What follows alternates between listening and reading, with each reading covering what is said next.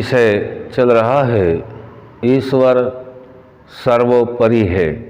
आज का विषय है ईश्वर ठीक ठीक न्याय करने वाला है। इस विषय को हम समझने का प्रयत्न करेंगे। ठीक ठीक न्याय को हम समझने के लिए प्रयास करते हैं। ईश्वर सर्वोपरि है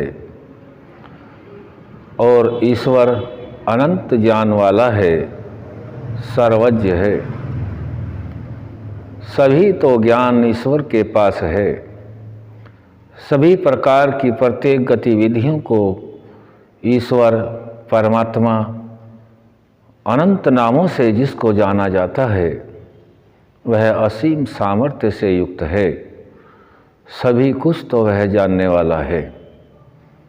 परमात्मा सर्वज्ञ सर्वज्ञानी है और आत्मा अल्पज्ञ है। हम सभी आत्माओं को कुछ साधन दे रखे हैं और यह साधन वर्तमान में हम सभी को मनुष्य शरीर के रूप में मिले हैं। हम इस शरीर का ठीक ठीक समुचित प्रयोग करने के उपरांत ही आगे की जो सीढ़ी है उसको तय कर सकते हैं। बहुत नीचे की सीढ़ियों से अपने भोग कर्म आदि करके हम सभी आत्माएं मनुष्य शरीर को परमात्मा की कृपा अर्थात न्याय से ही प्राप्त करते हैं। अब परमात्मा का न्याय ठीक ठीक किस प्रकार से है इसको एक उदाहरण से समझ लेते हैं। भौतिक संसार में हम रहते हैं। इस भौतिक संसार में मनुष्यों को अपना जीवन सुचारू रूप से चलाने के लिए योग्य व्यक्तियों के द्वारा व्यक्तियों के कार्यों को क्रियान्वयन रूप देने के लिए कुछ नियम कानून बनाए जाते हैं जिसको हम संविधान भी कहते हैं।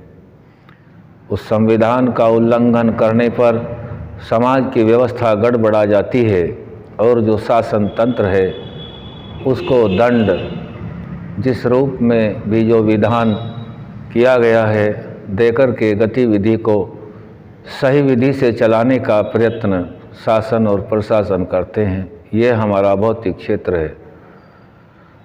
इसमें एक प्रजातंत्र है जो प्रजा के तंत्र को जो गणतंत्र के लिए गणतंत्रों के द्वारा गण जो मुख्य अधिष्ठाता ज्ञानी विद्वान होते हैं उनके द्वारा जो नियम तय किए गए हैं उसके आधार पर उसको दंडित किया जाता है या उसको प्रोत्साहन भी दिया जा सकता है।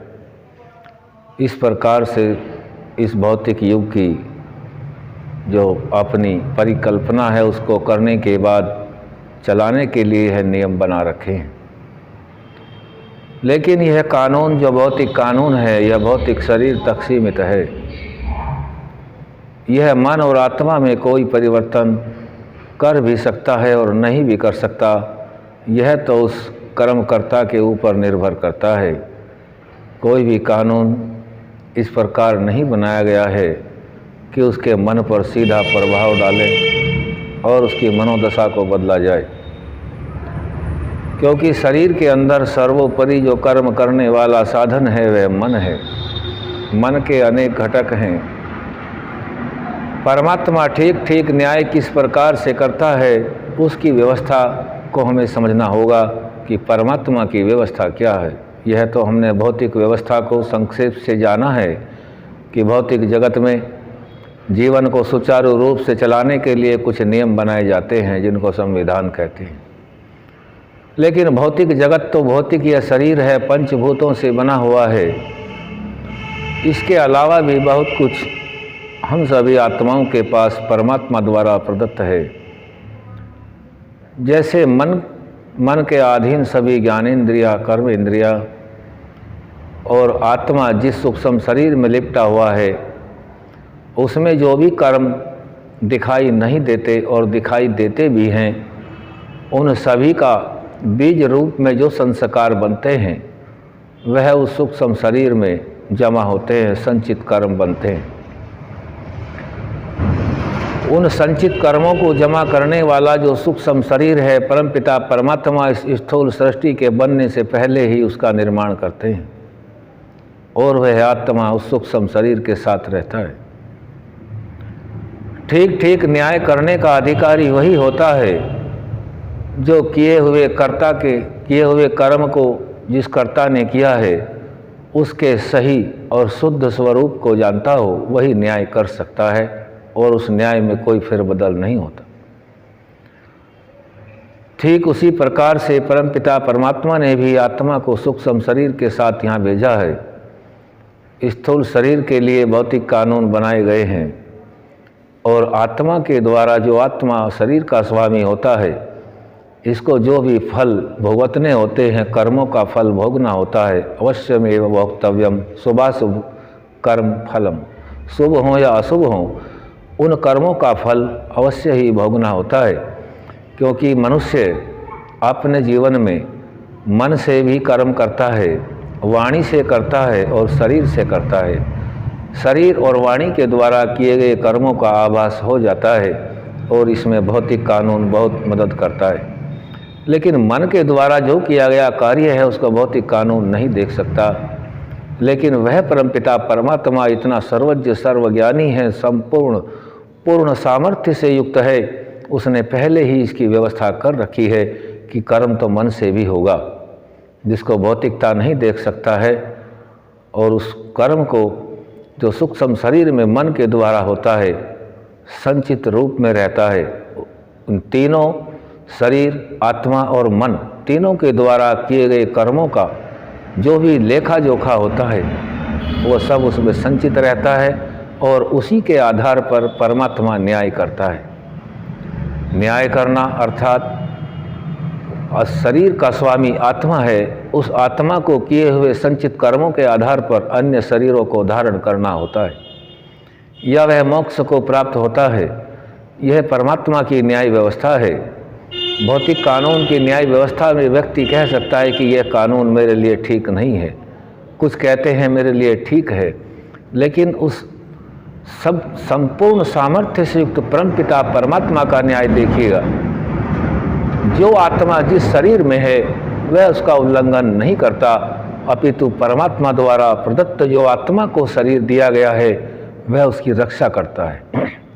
जन्म से लेकर मृत्यु पर्यंत उसकी हमेशा रक्षा करता रहता है। यह परमात्मा के द्वारा प्रदत्त जो न्याय है उसकी व्यवस्था है, उसका कोई भी उल्लंघन नहीं करता। यहाँ अनेक प्रकार के विरोध भौतिक जगत में देखने में आते हैं, लेकिन आध्यात्मिक जगत में परमात्मा की न्याय व्यवस्था में कोई भी उसका उल्लंघन नहीं करता, अपितु सब प्रसन्न रहते हैं। चाहे आत्मा किसी भी शरीर में क्यों न हो, वह उसी शरीर की रक्षा और उस शरीर के लिए प्रयत्न करता रहता है। यह परमात्मा की व्यवस्था कितनी सुंदर है कि उसका कोई भी उल्लंघन नहीं है। दूसरी बात यह है कि भौतिक कानून में जब साक्षी आदियों की आवश्यकता होती है और आध्यात्मिक कानून में साक्षी आदि की कोई आवश्यकता नहीं, प्रत्यक्ष जितना भी है सभी उस शरीर में लेखा जोखा जमा संचित कर्मों के रूप में होता है और उसी के आधार पर परमात्मा का न्याय होता है। कभी कभी तो बहुत जल्दी ही न्याय देखने में आता है, जन्म लेने की भी आवश्यकता नहीं, इसी जन्म में कर्मों का फल मिल जाता है।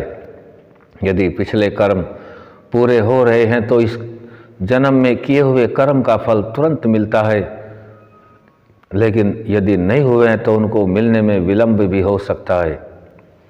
मनु महाराज मनुस्मृति में इसको समझा रहे हैं। नाधर्मश्चरितो लोके सद्य फलति गौरीव शनैरावर्तमानस्तु कुर्तमूलानि कृंतति। किया हुआ अधर्म कभी निष्फल नहीं होता, किए हुए कर्म का फल भी उसी समय नहीं होता। इसीलिए अज्ञानी लोग अधर्म से नहीं डरते, तथापि यह निश्चय जानो कि वह अधर्म आचरण धीरे धीरे तुम्हारे सुख के मूलों को काटता चला जाता है। यदि हम इसी श्लोक को इसके विपरीत देखें तो इसको इस प्रकार से भी कह सकते हैं कि किया हुआ धर्म कभी निष्फल नहीं होता और ज्ञानी लोग अपने दुख दुविधाओं को देख करके धर्म करने से नहीं रुकते हैं, अर्थात वह किया हुआ धर्म धीरे धीरे तुम्हारे सुख के मूलों को बढ़ाता चला जाता है। दोनों प्रकार से इस श्लोक का अर्थ करके हम परमात्मा की न्याय व्यवस्था को जान लेते हैं। हम संक्षिप्त से इस प्रकार से इसको समझ गए हैं। संक्षिप्त रूप में बताया गया है कि ईश्वर की न्याय व्यवस्था वह न्यायकारी है। ओम शम।